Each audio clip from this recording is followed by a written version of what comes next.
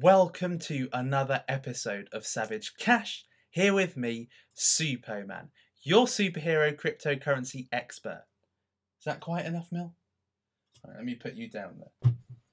Welcome to another episode of Savage Cash. I did that introduction for all the cat lovers and cat owners out there whose cats jump every time they play me on YouTube. So I hope that was quiet enough for you. In today's video, I am going to be talking about ICOs. And the reason why is because I'm putting this as a bit of a preamble to tomorrow's video, where I'm going to be talking about another 5 ICOs that you can get involved with. Okay, so what I'm going to be talking about today is what should you be looking for when you are investing in an ICO. And the reason why is because there's so many ICOs right now. So many of them, right? And there are people asking me every 2 minutes, Suppoman, what do you think of this? Suppoman, what are your thoughts on this? Suppoman, don't you think this sounds great?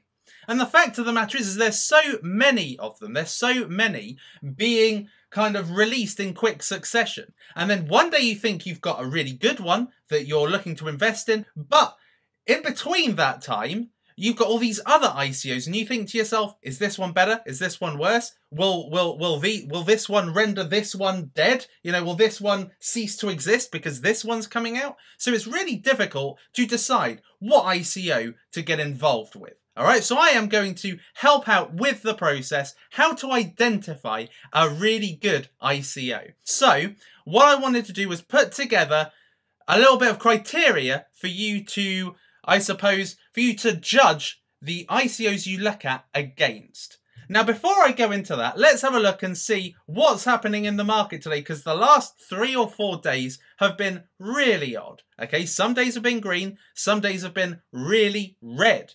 Now, if we look down and look at the cryptocurrencies today, most of them are in green, and some of them have been waiting a really good green day in a while. For instance, Stratis. I've been waiting for that one to have a good green day for ages. BitShares is having a good green day as well. Stellar Lumens is having a good green day. And something else that's done really well recently is Ripple. That has had these mysterious tweets hinting at something coming up. And of course, people have gotten really excited about it. There's these themes that have been introduced. So people have started to really invest in it for what's coming up. And I actually hold a bit of Ripple. Not a lot of Ripple, but I do hold a few hundred Ripple. Okay, so it's relatively good news. I've never been a massive fan of Ripple, and there have been people saying to me, Suppoman, really you should think about what your opinion is on Ripple. But, you know, sometimes you just can't change a person, can you? It's a bit like Digibyte. Can't really change my opinion on that. That burnt a lot of people, and it was going to be something so magnificent, and in the end ended up being a massive disappointment. Now, Ripple, one of the big things that have always put me off about Ripple is this massive circulating supply. And really, because if you look at the ones that are real gold dust, like Bitcoin and Bitcoin Cash, the circulating supply is so little, it really is like gold. All right, and when you see this, you kind of think to yourself, my goodness me, there's just so much circulating supply that it's going to take a mammoth investor to actually make the price really go up, or something significant happening to make a load of investors kind of invest at once to move the price up. So yes, so look, so Ripple's having its day in the sun. It's doing relatively well. Neo, I'm glad to say, is going back up. I am not letting that go, believe me. So let's get on to what makes a good ICO.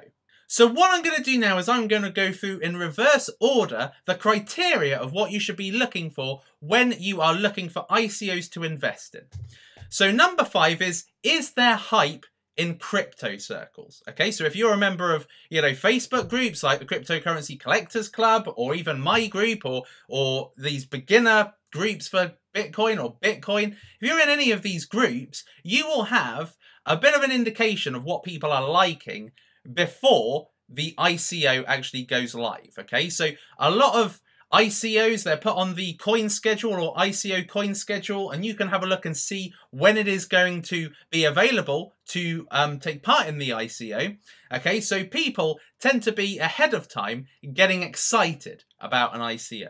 Now, we're going to be talking about separating hype from substance in a little bit, but hype, if there's a coin that people are liking, it's got more of a chance of surviving the opening kind of week on the exchange. Okay, so an ICO, if you're not altogether clear, I'm going to make this, suitable for newbies too. ICO stands for Initial Coin Offering. It's the first available opportunity to get involved with a cryptocurrency, and it's typically offered as a pre-sale before going on the exchange. So it hasn't gone on the exchange, the market kind of hasn't decided its price, and that typically is what happens on the exchange. The market dictates the price. So a price is given, the founders normally come up with a price, it's normally a lowish price, and it's a lowish price because it hasn't been tested yet. So it gives the early adopters, early investors, a good chance to make gains when it goes on the exchange. Okay, so if there's some hype, then when it goes on the exchange, it's got more of a likelihood of surviving. Now, given the period that we're in right now in August, and the same happened in June there were so many ICOs about, and actually what happened on the exchanges, once they went on the exchange, is a lot of them flopped. A lot of them just flopped, all right? So the reason why they flopped is because there wasn't that much hype surrounding them. And even if there was hype surrounding them, then they couldn't compete with the competition that they were up against. I mean, look at Wager, for instance. I mean, people were, hyping up about Wager a little bit. People were saying, Superman, are you getting involved in Wager? And I said, no, doesn't interest me at all. And it was available for about 6 cents, 10 cents at ICO, and today it's worth 10 cents, okay? So the hype has to be relatively significant, and the competition, it has to be able to compete with the competition, okay? So what you read about it, it's got to have a value proposition which enables it to compete with competition if there is any. So hype, if there is hype, it's got more of a chance of surviving its first week on the exchange. What is the available supply? Now, on a lot of ICOs, on token sales, when you look at the front page, it will typically say, what the supply will be. So for instance, something which completely ruined a cryptocurrency I've invested in called Ico'S is available supply. Okay, there's like 2 billion or 1 billion of total supply that's going to be made available when the ICO period ends, which is in about, probably about, 10 months now? So that has put a lot of people off. So although I got it at 40 cents at ICO, and it came out and it went straight up to nearly $6, what subsequently happened is it's gone down to about $1.50, $1.30, and it's struggled to get beyond that. Now, the supply isn't, at the moment, 2 billion. However, there is, the threat of that. Okay, so people aren't necessarily so enthusiastic.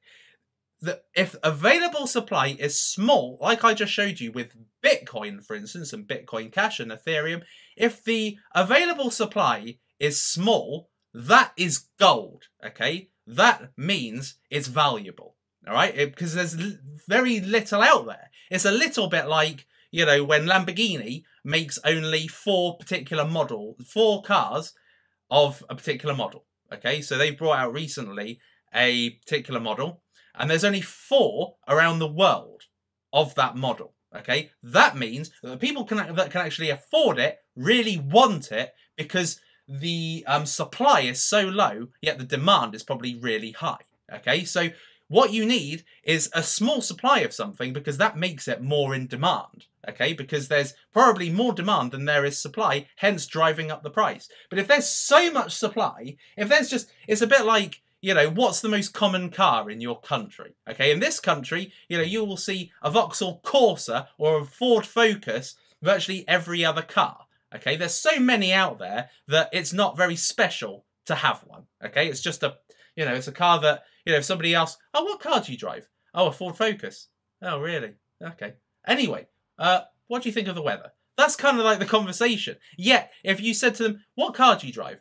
I drive a Ferrari 355 Berlinetta or whatever. They'd be like, whoa, that's so cool, because there's so few of them around. Okay, and there are very few owners. Okay, it may have been, you know, more popular back in the late 90s, but you get the picture.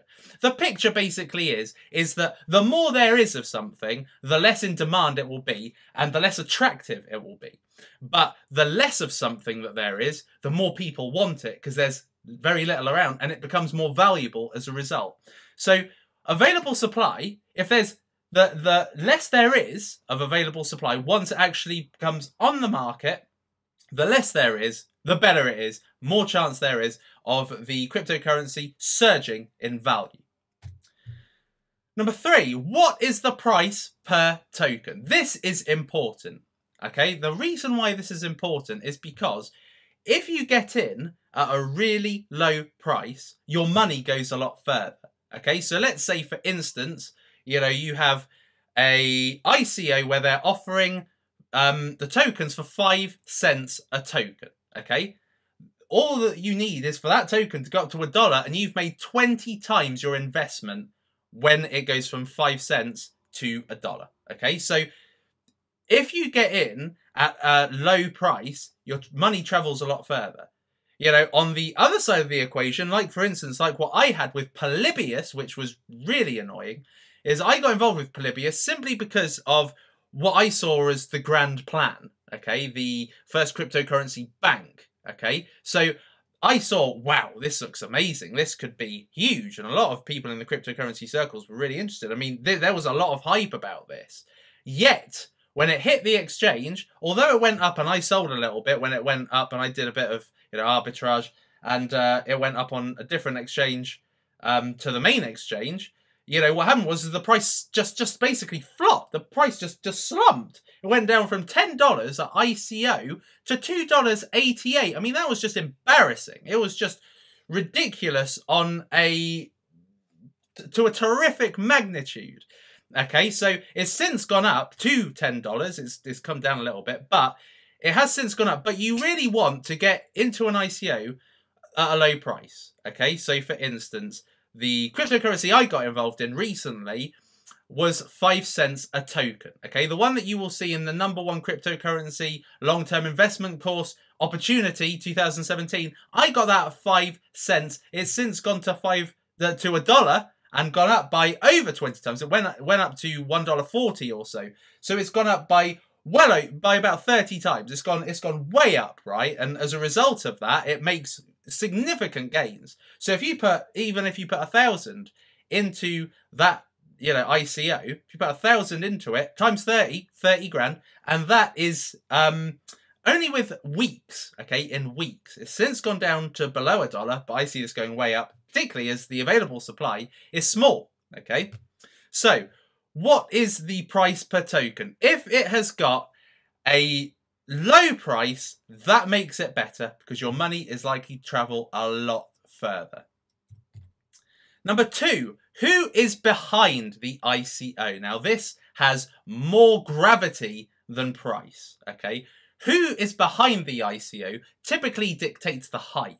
Okay, so there's an ICO I'm going to be speaking about tomorrow that has probably the most famous person in cryptocurrency as an advisor.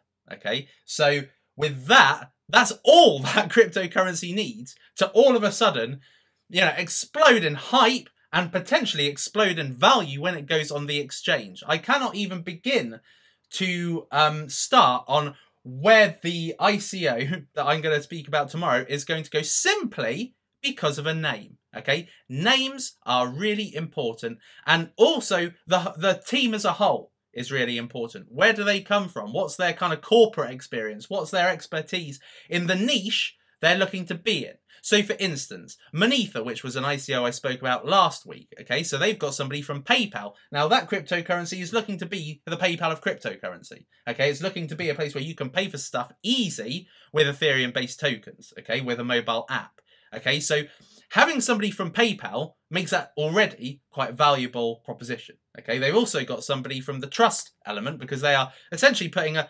PayPal meets Trustpilot together. Okay, so they've got somebody from the trust and feedback arena, also quite high up in that arena. So they've got somebody from PayPal and the trust, so they satisfy a superstar team. So who's behind the ICO?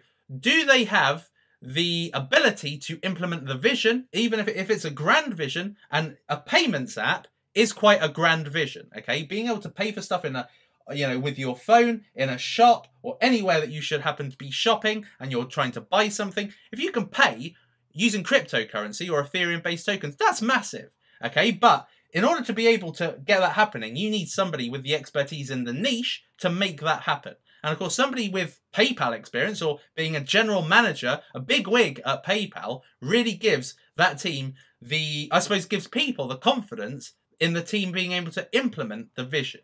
Okay, so who is behind the ICO? If there's nobody of significance behind the ICO, and typically you can have a look at the team, pretty much every ICO will have a team page. If you go to the website, they'll have a token sale page, and they'll normally have white paper page and team page. You go to the team page and you have a look and you see who is behind it. Okay, is it somebody of any significance, of any importance, with real good expertise from a decent company behind that crypto? And if they are, if it has at least one superstar, then that's qualification. If it has no superstars, if you can't spot anybody of significance, if it hasn't got a famous person from cryptocurrency behind it, then it's something that you should really consider as to whether you should go for it or not. So what is the #1 consideration? What is Unero Numo? What is the big cheese consideration when it comes to investing in an ICO? The vision. What is the pain they are looking to solve? And not only what is the pain, what is the scale of that pain? Okay, so if there is a big pain that exists, but it's only felt by a few people, then you're probably not going to get the uptake. Okay, so you're probably not going to get loads of people. You're probably not going to get lots of demand, lots of hype behind it if only a few people are affected by the pain. Okay, now it may be you directly affected by the pain, or it could be, people within the community that you're aware of suffer from that pain, or the industry that you see them targeting. Is there a pain point? Do they provide research on their white paper? Do they provide research on their website to say that there is an actual need for the platform that they're looking to bring out, or the tokens, and if the tokens have actual use? Okay, now the cryptocurrency that I got involved in, the #1 cryptocurrency long-term opportunity 2017, of which the course is in the description and first comment, that has the ability to really go off the charts in terms of value, because not only is the pain significant, but the scale of the pain is significant. Okay, this affects virtually, everybody in cryptocurrency will relate to this pain. Okay, everybody in cryptocurrency will have suffered the pain of this. Okay, so there's a pain out there, there's a struggle out there with regards to the solution, and these guys are bringing out that solution. Okay, they're bringing out an amazing solution, a solution that's never been seen before and incorporates the best of what's already out there. Okay, so I'm telling you, this is an amazing pain, but huge pain in the cryptocurrency space, and it's at such a scale, everybody involved in cryptocurrency is pretty much going to have been affected or is affected by this. So as a result, I see that the vision really gives it value. Okay, there's amazing vision. There's an amazing vision, and that gives value, particularly future value, to this cryptocurrency. That is why I still think, even though it's just gone under $1 and it's already gone up 20, 30 times, its initial ICO price, why it's only the very beginning. Okay, it's a little bit like Neo. Okay, if you had been able to invest in Neo before it was $1, wouldn't you have done that? Now, as far as I'm concerned, this vision is outstanding. This vision and the pain that they're solving and the solution to that pain, I think, is just game-changing. I think it's a life-changing opportunity. Once in a lifetime opportunity, I meant to say. So, as a result of that, this is what you should be looking for. You should be looking for, what is the pain? Is there a pain? And what's the scale of that pain? But with #2, can they implement the solution? Can they create the platform that solves that pain, that heals that pain? So if you've got 1 and 2, if you have got a good team and you've got a great vision and the team can implement that vision or gives the appearance of implementing that vision, then that is a great thing. Another thing to look for is there already a platform? Have they already created it? If they haven't created it yet, then obviously what I've just said to you, does the team have the ability to implement it? That is very pertinent. But if they've already got a platform, you can look for yourself. You can see and judge for yourself, is it something that is a good working product, is likely to, solve people's issues? You can have a look at it. So, there's two avenues you can go through. If they've got a working product, you can have a look at it and you can see the feedback people have got from it. You can try and look at the Alexa ranking. You can have a look at statistics that they may provide for you. You can even ask the founders for this information. You can ask them on their Slack. You can ask them on their Telegram. You can ask them wherever their community is operating. Okay, and likewise with the vision, you can ask similar questions. Certainly in the community, and the channel that's run by the cryptocurrency I've invested in, they're answering these questions every day and giving confidence. So these are the 5 things you need to look for when investing in an ICO. If you are satisfied with all of this, then it's a good deal. But something that people are always asking me is, Suppoman, what do you think of this? Suppoman, what do you think of that? They're always asking me, what are my thoughts on particular cryptocurrencies? And the fact of the matter is that it's not my job to do this for everybody, but to give them the tools, to give you the tools to be able to do it for yourself so that you can do a bit of a pre-qualification of an ICO before you ask me what my opinion is. Before you say, Suppoman, can you talk about this in your next video? Suppoman, can you tell me what you think of this? You can actually apply this criteria to an ICO that you may be interested in, and you'll be able to pre-qualify it and judge for yourself if it's good, and then just look to somebody, whether it's me or somebody else in the cryptocurrency community, for the okay, and looking for the social validation in the communities, looking for the hype.